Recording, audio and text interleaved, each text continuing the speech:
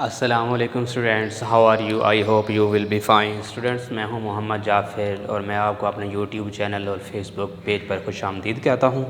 Students, आज का हमारा बड़ा इंपॉर्टेंट लेक्चर है मोमेंटम के बारे में।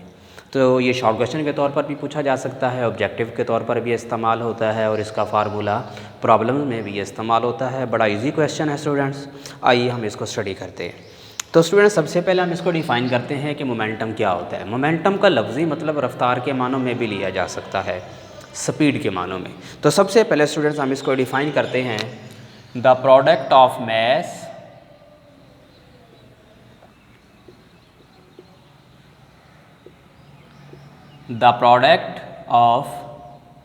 मैस एंड वेलोसिटी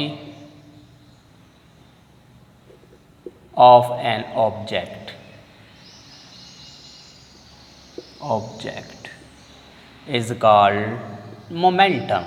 बच्चा पार्टी बात तवज्जो से कहता है कि हमने एक बॉडी लेना है, उसके मैस और उसकी जब वेलोसिटी को हम आपस में क्या कर देंगे, मल्टीप्लाई कर देंगे, तब हमें क्या मिलेगा, मोमेंटम मिलेगा। तो यहाँ पर एक बात याद रखनी है बच्चा पार्टी कि जो मोमेंटम है इसको रिप्रेजेंट किया जाता है P से।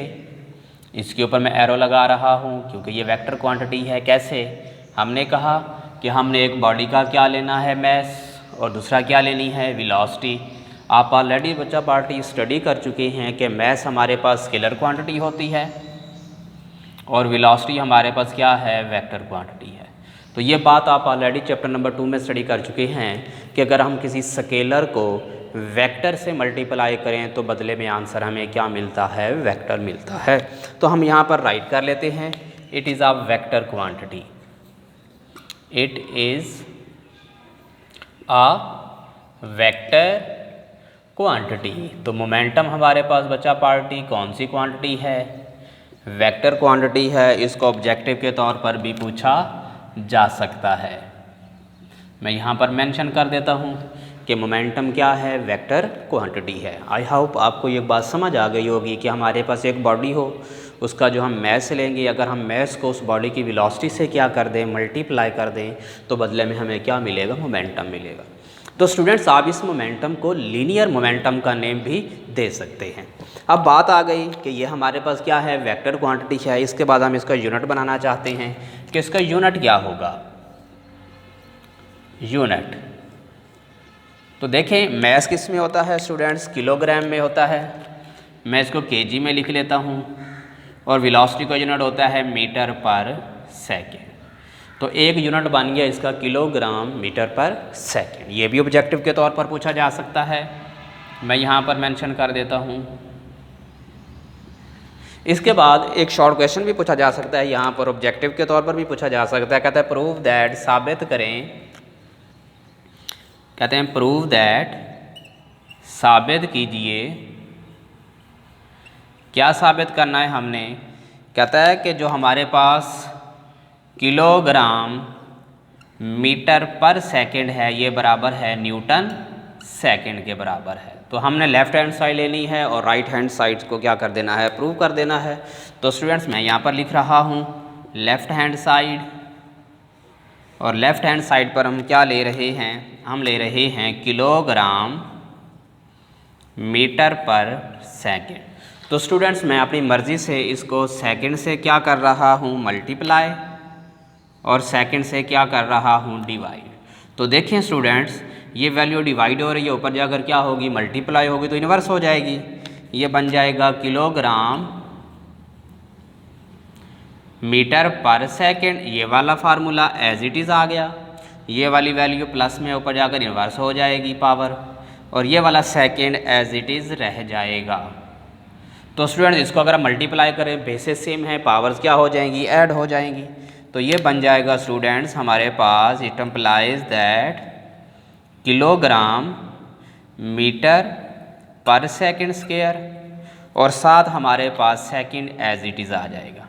और आप जानते हैं ये वाली जो वैल्यू है ये किसको शो करेगी, न्यूटन को, और ये एज इट इज़ आ जाएगा सेकंड। तो स्टूडेंट, ये हमारे पास राइट हैंड साइड आ गई, जिससे प्रूव हो गया कि left hand side is equals to right hand side. तो स्टूडेंट, ये भी ऑब्जेक्टिव के तौर पर पूछा जा सकता है। हम यहाँ पर मेंशन कर देते हैं। राइट हो गई बात। आई होप कि आपको बात समझ आ रही होगी स्टूडेंट्स। अब हमने इसकी मालूम करनी है डायमेंशन, क्योंकि आप ऑलरेडी स्टडी कर चुके हैं चैप्टर नंबर 1 में कि डायमेंशन हमेशा बेस क्वांटिटीज़ की हम मालूम करते हैं। तो मैं यहाँ पर मेंशन कर रहा हूँ डायमेंशन, कि हमने डायमेंशन कैसे मालूम करनी है। तो देखें, सबसे पहले अगर आपको यूनिट आता है फिर बात और आसान हो जाएगी। अगर यूनिट नहीं आता तो फार्मूला आना चाहिए, अगर फार्मूला आता है यूनिट बन जाएगा, अगर यूनिट बन गया तो सिंपल सी बात है, आप उसकी डायमेंशन बड़ी इजीली फाइंड कर सकते हैं। तो यूनिट क्या था हमारे पास? किलोग्राम मीटर पर सेकेंड। अगर हम इसकी डायमेंशन मालूम करें, हम बेस यूनिट्स को कैपिटल लेटर्स में राइट करते हैं। किलोग्राम क्या है हमारे पास? मैस है, हम इसको एम से लिख लेंगे। मीटर क्या है हमारे पास? लेंथ है। और सेकंड क्या है हमारे पास? टाइम मौजूद है। तो इसके गिर्द हम क्या लगा देंगे? स्क्वायर ब्रैकेट लगा देंगे। तो ये हमारे पास क्या आ गई? डायमेंशन आ गई। क्या आ गई स्टूडेंट्स? डायमेंशन। आई होप आपको यहाँ तक बात समझ आ गई होगी स्टूडेंट। इसके बाद है momentum and second law of motion. ये भी शॉर्ट क्वेश्चन के तौर पर पूछा जाता है। Momentum and second law of motion. Momentum and second law of motion. Second law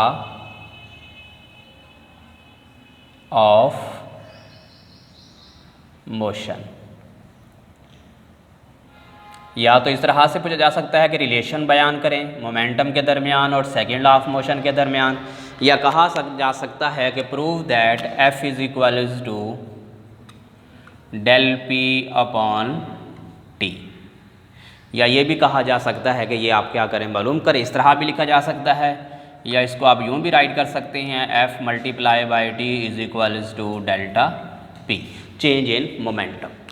तो स्टूडेंट्स यहाँ पर एक बात याद रखनी है। मैं सपोज़ कर लेता हूँ कि हमारे पास एक बॉडी था जिसका मैस m है, यहाँ से मूव करते हुए इस पॉइंट A तक पहुँचा जिसका मैस मैं यहाँ पर क्या ले रहा हूँ? m।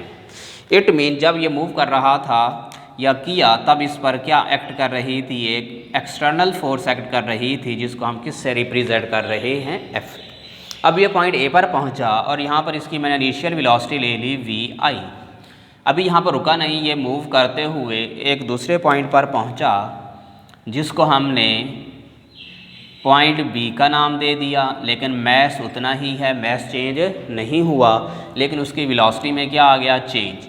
यहाँ पर जो इसकी वेलोसिटी बनेगी स्टूडेंट, उसे हम बोल देंगे फाइनल वेलोसिटी। अभी बॉडी रुका नहीं, ये क्या कर रहा है?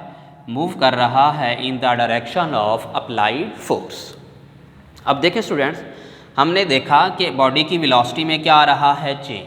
इससे मुराद ये हुआ कि यहाँ पर क्या प्रोड्यूस होगा? एक्सेलरेशन प्रोड्यूस होगा। तो यहाँ पर हम क्या मेंशन कर सकते हैं? एक्सेलरेशन।